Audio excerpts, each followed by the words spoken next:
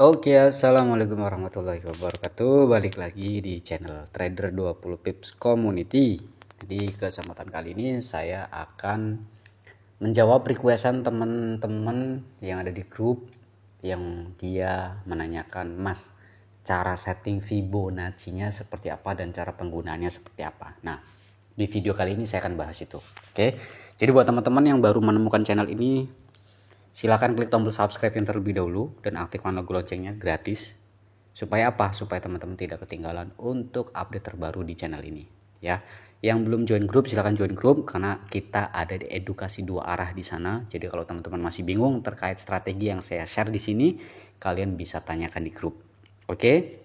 Tapi sebelum kita mulai, seperti biasa saya akan ngopi dulu dan nyalain rokok sebat ya supaya enak, fresh gitu kan.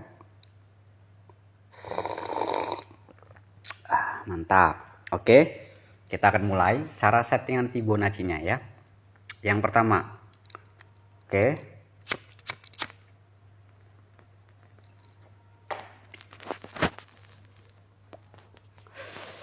yang pertama untuk settingan Fibonacci-nya ini saya menggunakan settingan Fibonacci dari Fibo Musang ya, FMCBR. Saya ambil dulu, nanti kalian screenshot aja ya. Ini saya kasih sembarang dulu seperti ini supaya nanti teman-teman bisa melihat settingannya. Nah, silakan teman-teman ya, mulai dari level 0, 0.386, 0.5. Ini adalah area middle risk ya. Resikonya sedang lah. Karena SL kita kan ada di level di bawah level 0 kan. Terus kemudian 0618, kemudian level 100 itu menandakan area breakout-nya. Setelah itu ada 1.618 sebagai TP1, 2618 TP2, 4236 TP3. Kemudian untuk 0786-nya itu sebagai area entry zone. Ini entry zone yang high risk-nya ya, 0786 dan 088. Ini adalah area entry zone pertama yang high risk. Middle risk-nya ada yang di level tadi 386 dan 0,5. Oke, kita kembali ke sini. Silakan di screenshot dulu teman-teman. Kemudian TP1, TP2 itu kalian bisa lihat di sini. Kemudian ada level 0214 dan 012. Ini area yang saya katakan kalau teman-teman mau bermain full margin, tunggu di level ini untuk entry-nya ya. Kalau sudah masuk ke level full margin ini di 0214, maka TP-nya ada di level 100. TP pertamanya. Nggak usah sampai ke 1618 ya. Untuk pengembangannya saya masukin level 5, level 10 dan level 7.86. Ini level-level yang cukup krusial di mana kadang-kadang harga ketika news itu melebihi itu gitu loh, dan mentoknya di level-level 5, 10 dan 786. Oke, sudah ya teman-teman, silakan setting ini. Saya ulangi, yang belum di screenshot silakan di screenshot nih. 0 sampai 1.88 sudah di screenshot. Oke, kemudian saya tarik lagi ke bawah dari 188 tadi ya. Nah ya, silakan di screenshot. Sudah, sip. Kita kembali ke market. Jangan lupa kalau sudah diklik simpan ya. Aktifkan juga ray kanan di checklist supaya nanti ketika kita tarik Fibo, harga tuh nempel ke sebelah kanan. Ya, nempel ke area harga ini. Ya, nempel ke area harga ini. Jadi enak.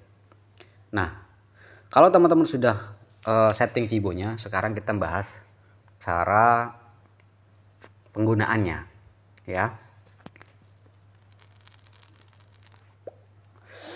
Cara penggunaannya sebenarnya kan penarikan Fibonacci di FMCBR itu ketika terjadinya wajib ada CB1 pecah ya. Kemudian ada dominan candle. Nah, itu baru bisa ditarik Fibonacci. Bagaimana kalau menerapkannya di BBMA? Nah, di materi saya itu saya menggunakan dua teknik ini. Jadi kombinasi antara teknik BBMA dengan Fibo Musang atau FMCBR tadi. Nah, cara penggunaannya adalah teman-teman harus menemukan di time frame ketiga untuk BBMA terjadinya full setup. Ada ekstrim, TP wajib MHV, kemudian terjadinya CSAK. Nah, di CSAK itulah kalian tarik Fibonya. Ya, sekarang kita coba cari. Ini saya hilangkan dulu. Paham ya? Saya ulangi. Untuk di BBMA, penarikan Fibo musang itu diambil dari setup yang terjadi di time frame ketiga. Sebagai contoh, M15 ini adalah time frame ketiga, maka time frame pertamanya adalah H4, betul. H4 time frame pertama, time frame kedua H1, dan time frame ketiga adalah M15. Kita cari untuk full setupnya. Kita harus ada ekstrim. Jadi di time frame ketiga itu wajib adanya ekstrim, teman-teman. Oke. Nah, sekarang kita ambil di sini. Yang muncul aja dulu, ya. Ini ada ekstrim. Ada TP wajib. Kemudian penurunan, ya. Di sini nggak ada MHV nih, nggak ada MHV, nggak ada market hilang volume. Tapi langsung jebol jadi CSAK. Ya sudah, tarik aja. Ya. Nah, untuk validasinya apakah ini kok langsung naik? Berarti di sini ada konfirmasi di time frame pertamanya. Ya. Itu dibahas lah, nanti itu dibahas di grup. Tapi kalau teman-teman belum masuk ke grup, ya saya nggak bakal bahas juga gitu. Jadi silakan join aja di grup Telegram ya. Ini ada ekstrim. Nah, ini kan kita lagi bahas cara settingan dan penggunaan Fibonacci ya. Nah, ketika sudah menemukan ekstrim kemudian ada CSAK, ya tarik aja. Kita lihat di level-levelnya tadi yang sudah saya tandai ya. Level 0 itu ada di bawah. Ya, level 0 ada di paling bawah sini. Ya, di sini nih. Di shadow. Kemudian ada dua versi. Kalian bisa menariknya di CSAK pada body atau di CSAK pada shadow atasnya. Artinya di candle yang menjadi CSAK-nya ya. Fungsinya apa? Fungsinya untuk mengukur aja. Misalkan kita menandakan di body. Terus kemudian harganya, loh kok kayaknya kelewat ya. Kalau kelewat coba aja tarik dulu ke shadow-nya. Apakah pas? Kalau pas, oh berarti pas nih. Tarik aja berarti di shadow. Tapi kalau misalkan kurang, ya, misalkan ditarik di sini. Pertama kita tarik ke shadow. Loh, ini kok kayaknya tinggal dikit lagi mau kena TP1, meragukan nih. Ya kalian turunkan ke body. Ya, ini kan jaraknya hanya beberapa pip aja ya. Kalau teman-teman menargetkannya di TP1 ya seperti itu caranya. Jadi tolak ukurnya bisa ke body atau ke shadow. Disesuaikan saja. Oke. Kita lihat di sini. Teman-teman bisa kelihatan, saya perbesar dulu. Nah, nih, coba perhatikan. Apa yang terjadi ketika CSAK sudah break? Area re-entry-nya di mana? Area re-entry-nya ada di level entry zone, di high risk-nya. Kalau di Fibo Musang itu di high risk-nya, di level high risk. Ini level high risk, ini level middle risk, ini level low risk. Ya, coba lihat. Ada CSAK buy, maka cari entry buy. Di mana? Di MA510 low. Ini belum masuk MA510 low. Ini belum masuk MA510 low. Naik lagi. Begitu masuk MA510 low, yang kebetulan levelnya ada di entry zone, ya sudah, kalian masuk entry di sini. Saya menggunakan 3 level ini dijadikan sebagai entry parsial, teman-teman. Mungkin di sini 0,01 2 layer. Ke bawahnya 0,02 2 layer, di bawahnya lagi 0,05 2 layer gitu. Targetnya TP1. Apakah kena? Ya. Sudah jelas kena, ya kan? Sudah jelas kena karena terjadi yang namanya ekstrim kemudian pecah yang namanya CSAK. Bahkan di sini juga ada CB1 yang di break tuh. Initial break, pecah CB1 wajib, ya kan? Tarik Fibo, udah selesai.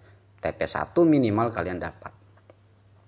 Tapi perjalanan menuju ke sana ini kan panjang ya. Jadi nggak usah dipantengin. Selama teman-teman pasang SL di bawah ya sudah tinggalkan aja. Set and forget. Kalau saya tidak pernah menggunakan stop loss ketika menggunakan BBMA. Kenapa? Karena untuk menghindari terjadinya fake out. Kadang-kadang harga ini turun dulu. Ya, di M15 ini dia turun dulu bodinya. Setelah itu meninggalkan shadow dan close-nya masih di dalam Bollinger Band. Jadi saya kadang-kadang tidak menggunakan, saya akan cut loss ketika apa? Ada satu candle yang break setelah terjadinya setup, ada MHV, ya, ada ekstrem TP wajib MHV, kemudian terjadi CSM. Nah, itulah saya akan cut loss, teman-teman. Ya, CSM-nya ya harus melebihi level 0 ini, baru saya akan cut loss. Kalau enggak ya saya biarkan gitu. Itu untuk menghindari fake out aja saya. Nah, cara penggunaannya seperti itu. Saya kasih contoh satu lagi. Ya, ini untuk yang baik. Ingat, penggunaan settingan Fibonacci ini, cara penarikannya dan cara penggunaannya itu harus berada di time frame ketiga. Time frame ketiganya dari BBMA. Yang wajib ada ekstrim.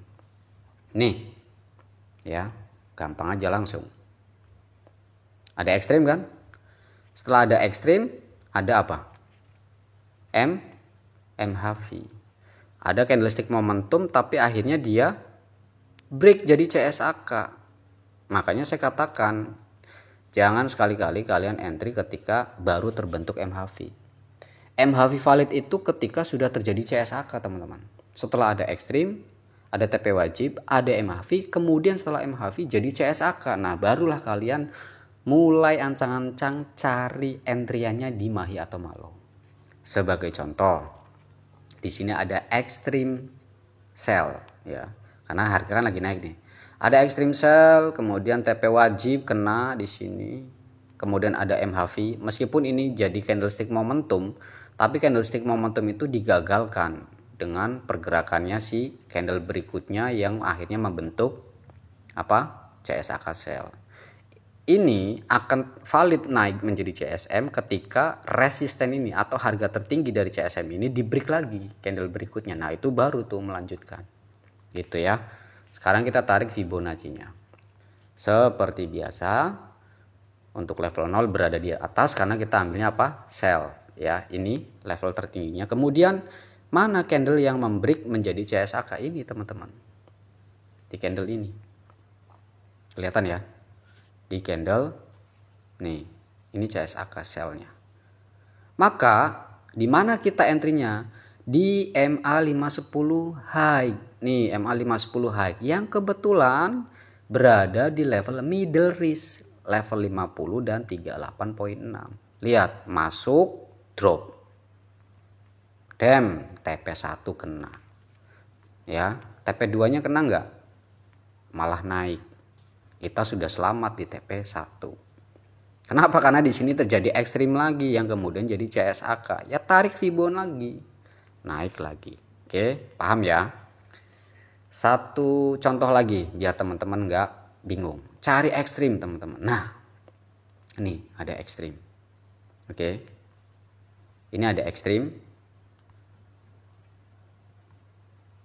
Kita tarik ke shadow terbawah, kemudian cari CSAK-nya mana? Nih CSAK-nya. Candle hijau ini. Lihat. Saya perbesar. Nih, lihat. Oke.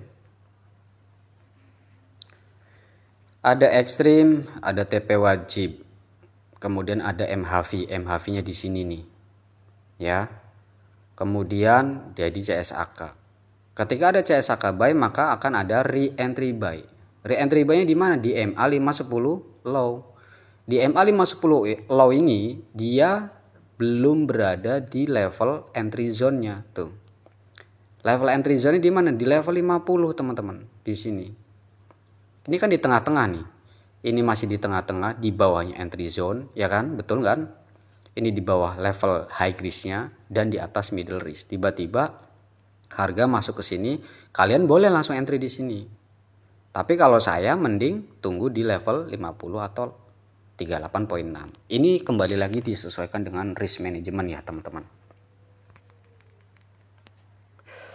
Kalau equity-nya teman-teman cukup, ya silakan di layer gitu ya. 2 layer gitu. Pada case kali ini dia mengambil di level 50 dan 38.6. Ya. Nanti di kelas tuh saya ajarkan nih detailnya sampai bener-bener ya nggak sharp entry banget, tapi ketika kita entry udahlah running gitu loh. Ya. Nih.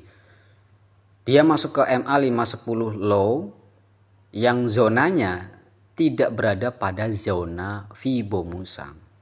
Zona Fibonacci kan ini ya, high risk, middle risk, low risk. Nah, ternyata dia masuknya ke apa?